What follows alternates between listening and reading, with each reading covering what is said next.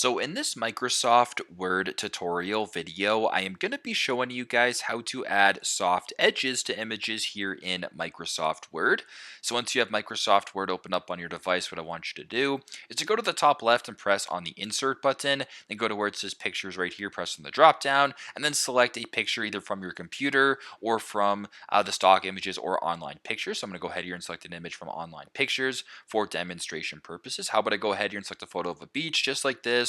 I'll scroll down and use this image right here, then press on insert. So once your image is selected, it's fairly straightforward. Press the image right here, go to this top bar to where it says picture effects, press on the drop down, then go to where it says soft edges right here, then go to the right hand side. So by default, there's no soft edges here, but if you want to go ahead and add some soft edges, you can go ahead and press on that and you sort of change the duration, or sorry, change the significance, I guess I should say, of the picture effects. So you can go to soft edges here. If you want less of one, you can do that. If you want more of one, you can sort of press these options. Whatever the case may be, it's super straightforward, super simple. This is how to add soft edges to your picture here in Microsoft Word. I hope this video helps, and thanks again for watching.